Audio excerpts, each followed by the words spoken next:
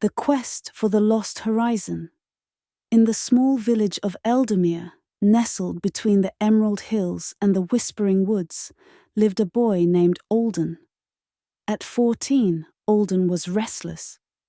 While the other children seemed content with their simple lives, Alden dreamt of faraway lands, untold treasures, and legendary creatures. He often sat by the edge of the village, gazing at the horizon and imagining the adventures that awaited beyond.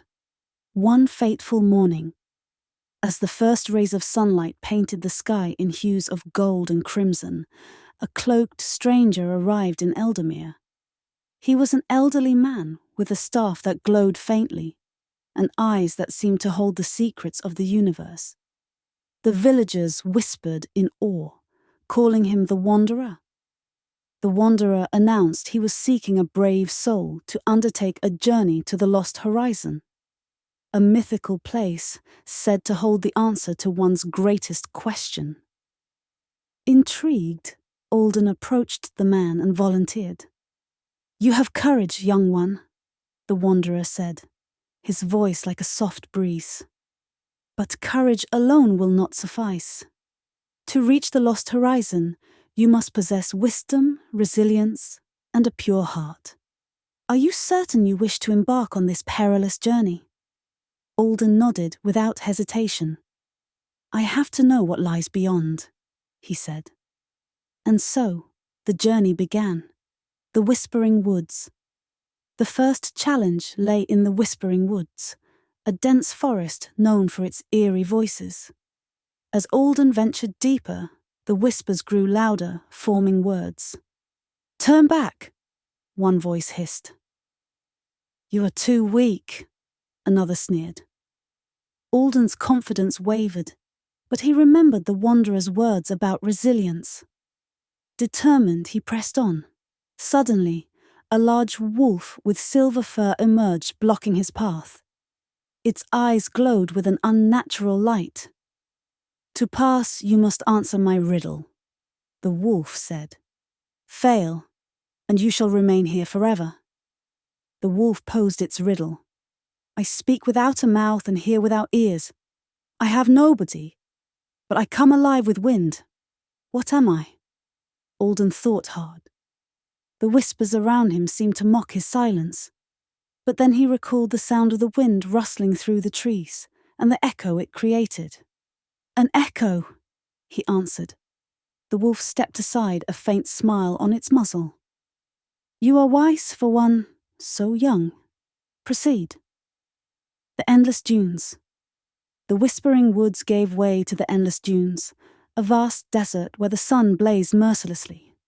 With limited water and no landmarks, Alden's spirits began to falter. As days passed, he stumbled upon a small oasis.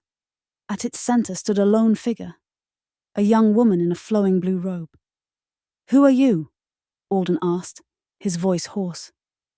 "I am Zara, guardian of the oasis," she replied. "You may drink and rest, but first, you must share something of value with me." Alden hesitated. He had little to offer, except his journal, where he had scribbled his thoughts and dreams. Reluctantly, he handed it to her. Zara flipped through the pages, her expression softening. "Your words are full of wonder and hope. They remind me of dreams I once had. Take what you need and carry on." Refreshed and reinvigorated, Alden left the oasis, realizing that value was not always measured in material possessions. The shattered peaks. The final leg of the journey led Alden to the shattered peaks, a treacherous mountain range shrouded in mist. The climb was arduous, and the cold bit into his skin. As he ascended, he encountered an old man trapped under a fallen boulder. "Help me!" the man pleaded. Alden's instincts screamed for him to keep moving. Every moment spent helping the man could delay him and put the lost horizon out of reach. Yet he couldn't ignore the man's plight. Using all his strength, Alden managed to free him. The old man stood, his form shifting to that of the wanderer. "You have passed the final test," he said. "The lost horizon is not a place, but a realization.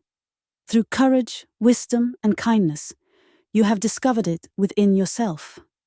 As the words sank in, the mist cleared, revealing a breathtaking view of the world below.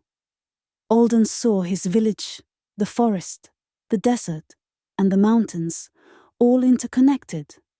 He understood that the true adventure was not in reaching a destination, but in the journey itself and the growth it brought. Alden returned to Eldermere, forever changed.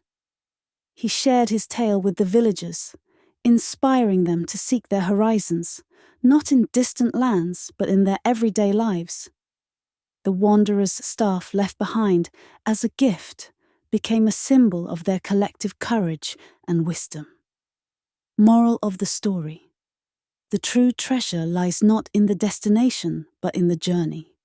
Through courage, wisdom, and kindness, we discover our greatest strengths and the interconnected beauty of the world around us.